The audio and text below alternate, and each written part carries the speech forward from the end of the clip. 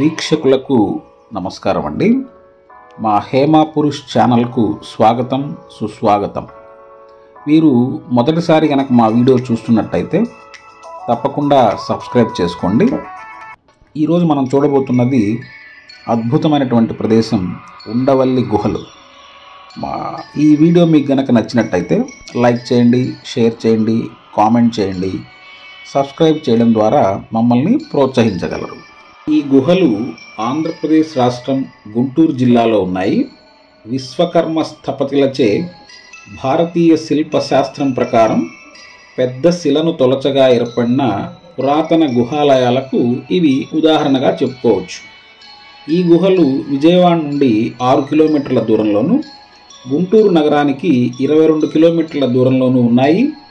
జాతీయ ప్రాముఖ్యత కలిగిన కేంద్ర రక్షిత స్మారక కట్టడాలలో ఇది ఒకటి. ఈ గుహలు 7వ శతాబ్దానికి చెందినవి. ఇందులో 4, 5వ శతాబ్దానికి చెందిన గుప్తుల కాలం నాటి శిలా నిర్మాణాలను కూడా చూడవచ్చు. గుప్త చక్రవర్తి కాలంలో ఎక్కువ మంది వైష్ణవులు కాబట్టి నరసింహ, విష్ణు, రామాయణ కథలకు చెందిన అనేక శిల్పాలని మనం ఇక్కడ చూస్తాం. గుప్తులు సాస 420, 620 నాటి విష్ణుకుండిన రాజులతో సంబంధం కలిగి ఉన్నారు.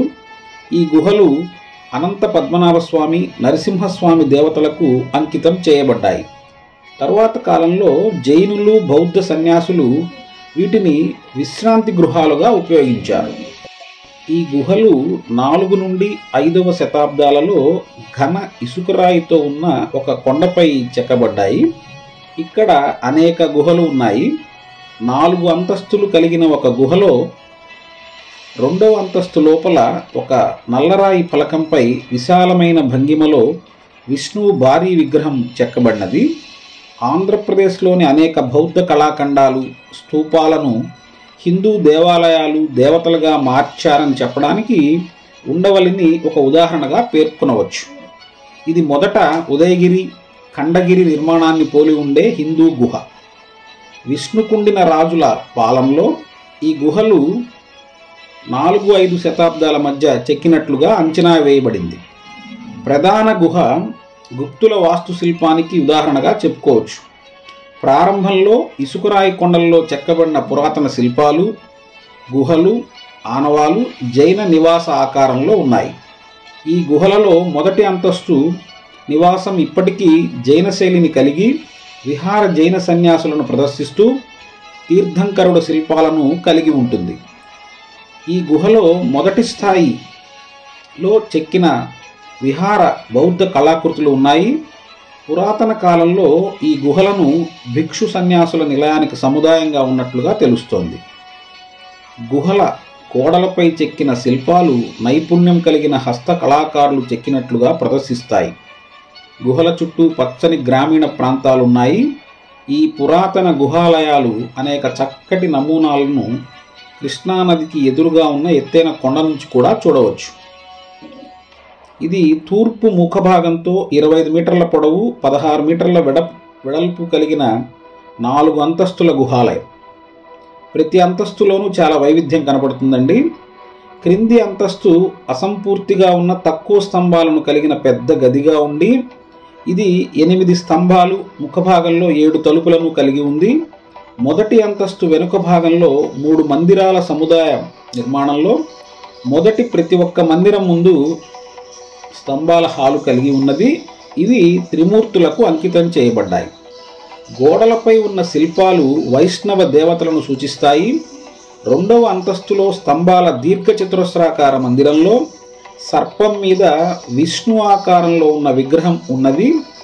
శివుడు, వైష్ణవ శిల్పాలు, వైష్ణవ ఆల్వార్స్ వంటి కొన్ని శిల్పాలు తర్వాత చెక్కబడ్డాయి. పై అంతస్తు అంటే 3 పుణ్యక్షేత్రంతో అసంపూర్తిగా ఉన్నది. కొన్ని శిల్ప నమూనాలు చాళుక్యుల కాలానికి కూడా చెందినవిగా చెప్తారు.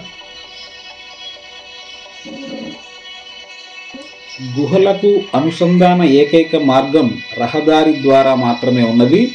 విజయవాడ, గుంటూరు, అమరావతి నుండి ఈ ప్రదేశానికి ఏపీఎస్ఆర్టీసీ వారు బస్సులు నడుపుతున్నారు.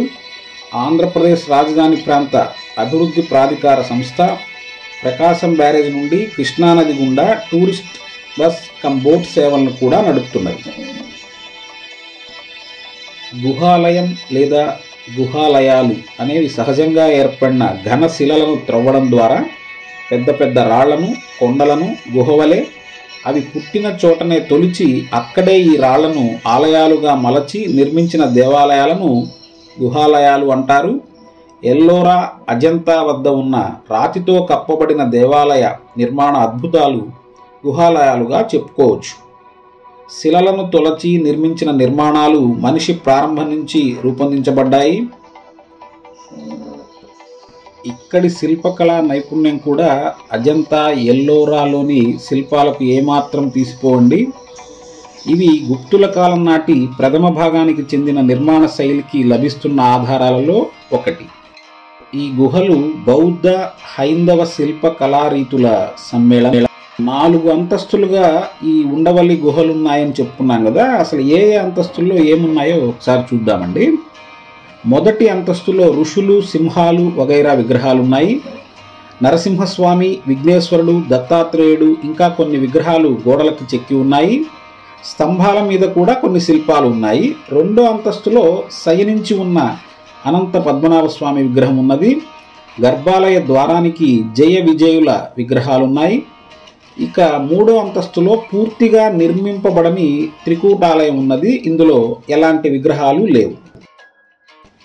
ఈ గుహాలయాల నుండి కొండవీటి కోటకు, మంగళగిరి కొండకు, విజయవాడ కనకదుర్గ ఆలయానికి రహస్య మార్గాలున్నాయని చెప్తూ ఉంటారు.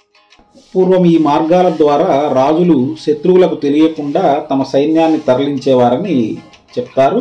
ప్రస్తుతం ఇక్కడ ఉన్న సొరంగ మార్గం మూతపడి పూడిపోయి ఉన్నది. ఉదయం 9 గంటల నుంచి సాయంత్రం 5:30 వరకు సందర్శకులను అనుమతిస్తారు. ఇక్కడ టికెట్ 25 రూపాయలండి. 15 ఏళ్ల లోపు పిల్లలకు ప్రవేశం ఉచితం.